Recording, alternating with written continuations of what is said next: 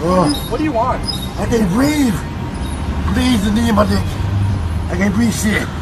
Tolong lepaskan lututmu dari leherku. Kumohon, aku tidak bisa bernapas. I can't breathe. I can't breathe. Please. Kata itu terus diulang-ulang oleh Josh. Laki-laki ini bernama Rene Arthur Beckwith, umur 20 tahun, lahir di Pulau Jawa, dari orang tua asli Indonesia. Rene diadopsi oleh Lyndall Dan Beckwith saat Rene berumur 6 bulan di sebuah rumah adopsi yatim piatu di Jakarta.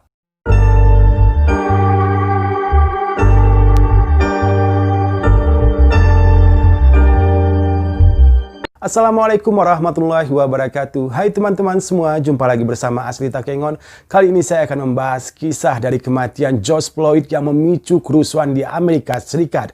Kerusuhan akibat demonstrasi kematian pria berkulit hitam yang bernama George Floyd meluas hampir ke seluruh Amerika Serikat. Dimulai dari Atlanta di kota kejadian perkara, Minneapolis, selanjutnya ke Detroit, Denver, Houston, Louisville, New York City, San Jose. Semua mencekam syarat kematian George Floyd, seorang warga Amerika berkulit hitam berumur 46 tahun yang tewas akibat aksi brutal anggota kepolisian Minneapolis pada tanggal 25 Mei 2020 yang menekan lututnya selama 7 menit ke leher George Floyd. Aksi si polisi yang bernama Derek Chauvin ini memantik emosi seluruh warga Amerika Serikat, yang kebanyakan para demonstran adalah dari ras kulit hitam, yang disusul oleh ras kulit berwarna, dan juga ras kulit putih ikut juga meneriakkan slogan-slogan I can't breathe, I can't breathe di sepanjang kota-kota di tempat demonstrasi mereka lakukan.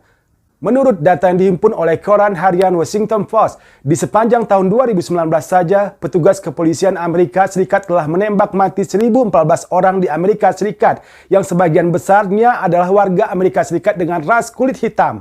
Dan kasus penembakan oleh polisi AS terhadap warga kulit hitam yang jadi kontroversi seperti Trayvon Martin di tahun 2012, Eric Garner di tahun 2014, Michael Brown di tahun 2014, Walter Scott 2015, Freddie Gray 2015, Sandra Bland 2015, dan masih banyak lagi kasus serupa yang kembali diteriakkan oleh para demonstran. Kronologis kematian George Floyd adalah sebagai berikut. Pada tanggal 25 Mei 2020, George Floyd yang berumur 46 tahun ini berbelanja bahan makanan di toko serba atau toko serba ada di kota Minneapolis. George Floyd yang beras kulit hitam ini adalah seorang petugas keamanan sebuah klub malam. George di PHK karena imbas COVID-19. Saat keluar dari toko serba itu, George dihadang oleh 4 orang polisi yang menurut pengakuan polisi tersebut, George menggunakan uang palsu saat berbelanja di toko serba itu. Uang palsu itu diduga adalah $20.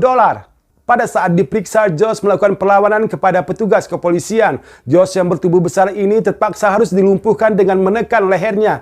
Itu menurut pengakuan polisi. Beberapa saat setelah meninggalnya George, video detik-detik kematian George beredar di internet.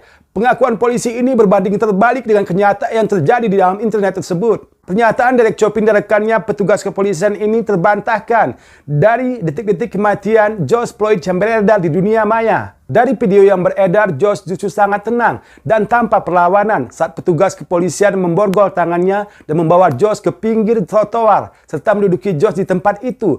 Lalu polisi bertanya pada George. George tetap menjawab, "Tidak, aku tidak menggunakan uang palsu." Dari video terlihat George sangat sopan dan tidak ada sedikit pun perlawanan atau gerak-gerik perlawanan dari anggota tubuhnya. Menurut cerita saudara kandung George, walaupun George bertubuh besar, tetapi George memiliki pribadi yang sangat santun.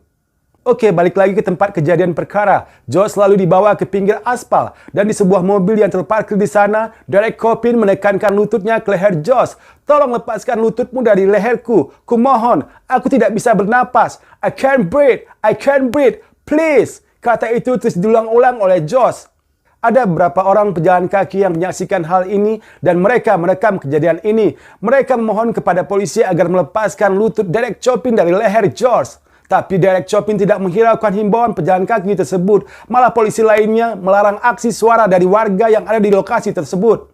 Hingga George Floyd terkulai lemas tanpa suara, Derek Chauvin tetap menekan lututnya di leher George. Air liur George mengalir di aspal. Lalu petugas ambulan datang membawa tubuh George. Di rumah sakit terdekat, George dinyatakan telah meninggal dunia.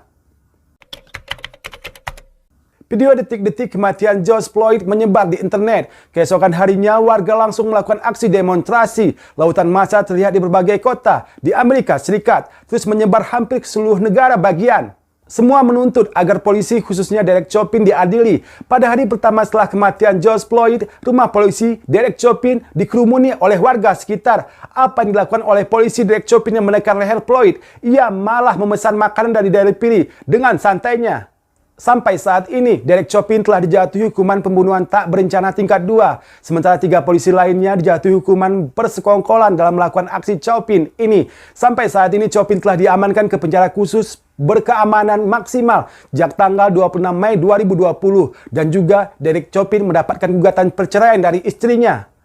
Aksi para demonstran terus kian memanas hingga ke halaman depan Gedung Putih. Penjarahan terjadi mengikuti aksi demonstrasi. Donald Trump, Presiden Amerika Serikat, justru mengatakan bahwa para demonstrasi adalah pelaku teror yang akan menghadapi hukuman pidana berat dan akan lama di penjara. Dan mengatakan kelompok ekstremis sayap kiri Antifa atau singkatan dari antifasisme berada di balik kerusuhan itu. Ucapan Donald Trump justru memicu para demonstran semakin brutal. Pengerusakan properti yang ada di pinggir jalan pun marak dilakukan. Dalam rekaman video, tampak seorang demonstran tengah melempar sebuah papan ke sebuah bangunan di pinggir jalan. Di foto terlihat di lengan pendemo itu tergambar tato peta Indonesia.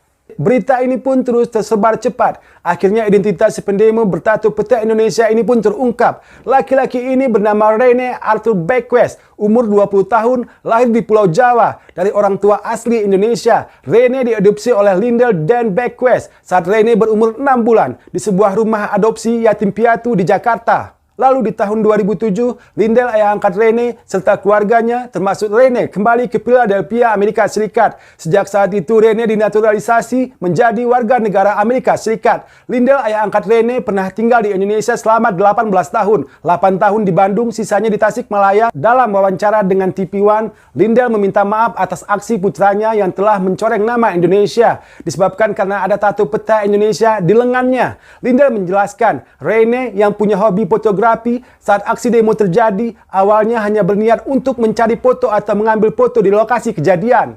Terima kasih atas perhatiannya teman-teman semua. Mohon like, subscribe, dan loncengnya. Masih dalam bulan Syawal ini, Aceh Takengon mengucapkan mohon maaf lahir dan batin. Mohon maaf jika ada salah-salah kata yang disengaja maupun yang tidak disengaja. Aceh Takengon undur diri. Wassalam.